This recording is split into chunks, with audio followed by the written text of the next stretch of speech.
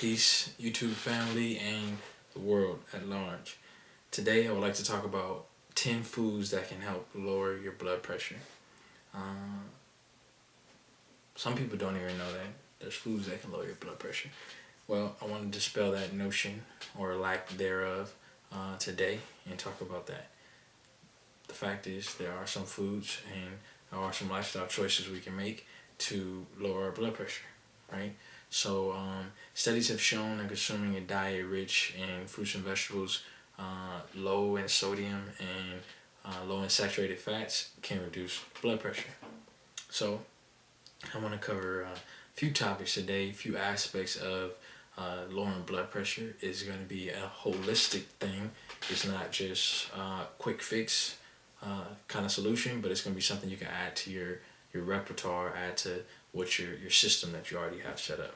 Okay, so first off, I want to say that high blood pressure is an epidemic. It's affecting all races, nations, nationalities, colors, creeds, belief systems, and like I said, classes. So rich, poor, everyone's being affected by some type of cardiovascular disease, right? Um, some type of derivative of a cardiovascular disease, whether it's stroke, myocardial infarction, or which is a heart attack, or something along those lines, heart failure. Uh, those all make up the number one causes or the top causes of death worldwide, global epidemic. So this is what I'm putting out. This is for love, for humanity. This is for nutrition. This is for health. This is for well-being, right? So again, there's different ways you can lower their blood pressure. We have physical activity, reducing alcohol consumption, all kind of things you can do. But we're gonna focus on the nutrition aspect. But I just want to give you an overview. Then we're gonna dive into the different foods we're gonna cover. The first aspect is we're gonna focus on the increased consumption of calcium. Excuse me, calcium is one of them, but the main one is potassium. The increased consumption of potassium. Uh, Increased consumption of potassium and lower sodium in the diet has been shown to help aid lower blood pressure. Potassium alone is not a panacea, which means a cure-all. Potassium works within a symphony, within an ecosystem.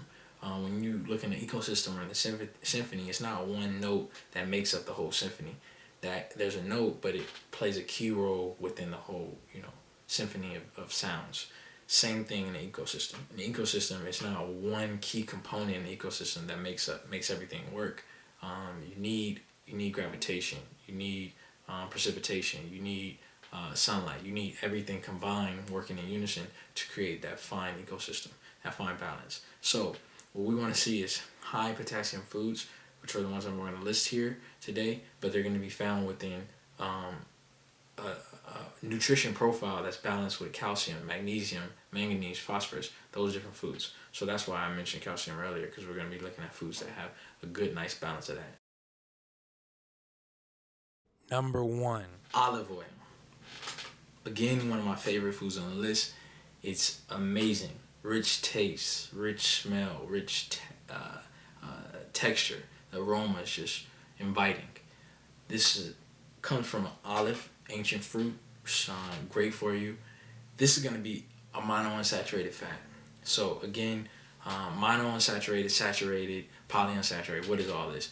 It's a organic chemistry, description of the chemical structure of the actual fat. So you're gonna have monounsaturated. Means that there's a unsaturated carbon double bond, meaning that it's open. It's not bound to hydrogen. It gets, like I said, a little complex with chemistry. The point is, these fats are going to be healthier for you and better for lowering your cholesterol levels. So what you want to do is replace those fats that I mentioned before, or try and replace a lot of those fats and some of those fats with the monounsaturated. All right. So you can use these on your salads. You can use the olive oil in, just adding it to your rice, adding it to whatever foods you're eating. You can mix it in, oatmeal, whatever. Like I said, it has a great taste. You're going to find vitamin E in here. You're going to find phytochemicals and antioxidants. All right. This is going to be really good, like I said, for the heart, for your overall health. Okay, it's gonna promote a lot of things, skin, healthy skin, hair growth, all that. It's really good. So, only thing that I recommend with olive oil is that it's eaten in its raw state, right? Olive oil is a little volatile, meaning that it has a lower smoke point. So if you're sauteing, you're cooking with it, I recommend you don't actually cook with it. I recommend you cook with other monounsaturated other monounsaturated fats that have higher smoke points. So you're looking at grapeseed oil, safflower oil, sesame seed oil, sunflower oil. These oils have a higher smoke point than olive oil, and that means that they don't oxidize or break down while you're cooking them. So if you cook with olive oil, it'll start smelling really good, but then after a while, it'll start smelling rancid. This is actually the oil breaking down. It loses some of its benefits when you cook it in this manner. So enjoy your olive oil. Try to replace it with some of those saturated fats. But again, remember, use it in its raw state. If not, try and use one of the other oils that I mentioned. So let's move on to number 2. Number 2 is spinach. Spinach is a powerhouse. Children love it. It tastes good. Grandmas love it. Your husband loves it. Your wife loves it. Everyone loves it. Papaya loved it. He tried to show us. You're going to find B vitamins, B6. You're going to find folate. You're going to find calcium. You're going to find magnesium, phosphorus, fiber. This, like I said, there's even some omega-3 fatty acids in this spinach in measurable amounts. This is a powerhouse. You can put it in your smoothies. You can put it in your salads, on your burgers, in your pasta. There's so many ways you could use it as a garnish. You can use it in millions of different ways. All right. You can even make spinach pancakes. With all these foods that I'm listing, the internet is a wonderful source. Put it to use. Look up recipes, healthy recipes, and try and replace any fats that you see that are saturated, like the butter, lard, with the fats that I mentioned earlier, olive oil.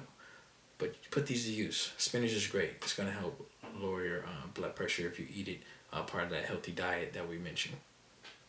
Number 3 is actually something that's going to surprise you. Sunlight.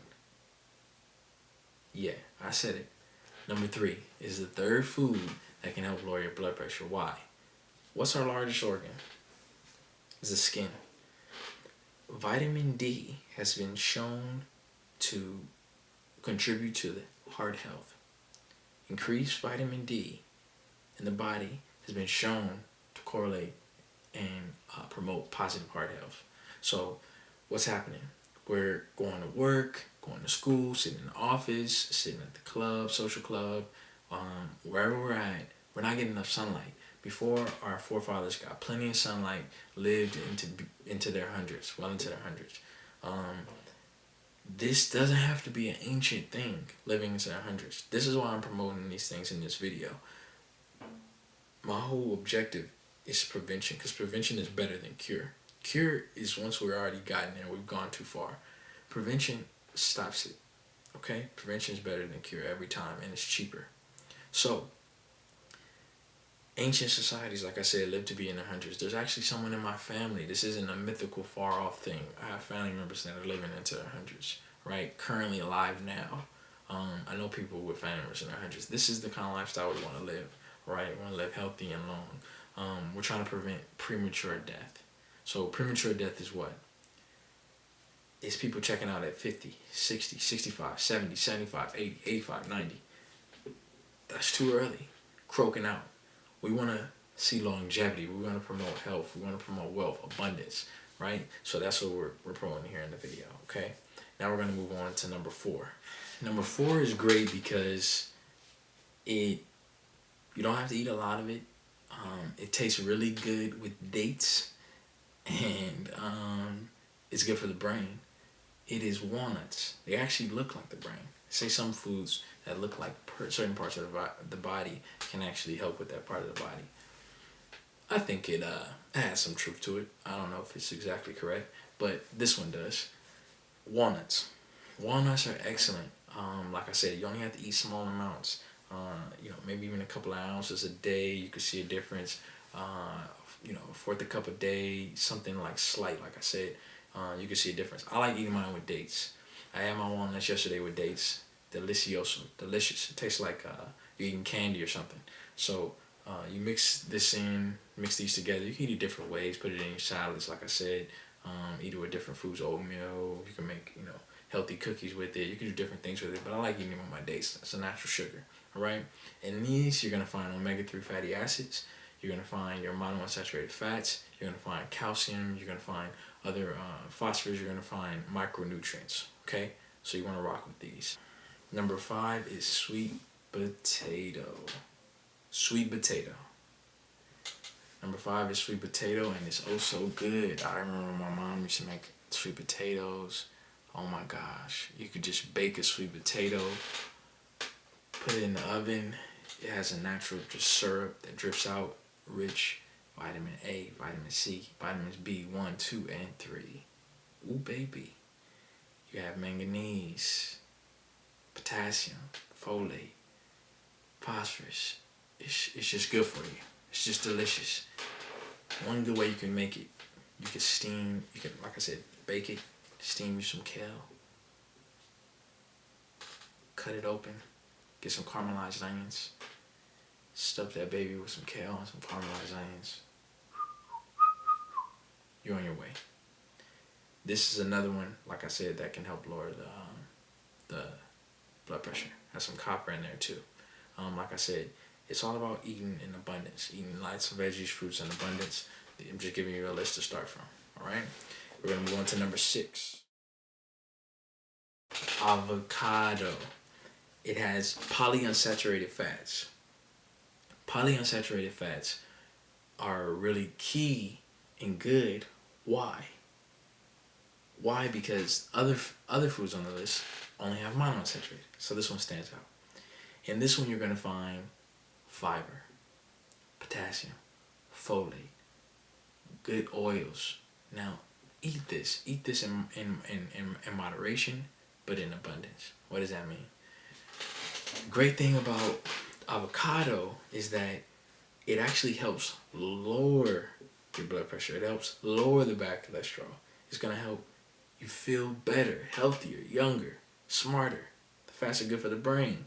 So when I say moderation, I'm saying you don't want to go crazy. Everything you need to have moderation, but this you can have in abundance because it's healthier. It's healthier for you, right? So this is good, to put on your burgers, to make guacamole that everyone loves. Not everyone, but a lot of people love.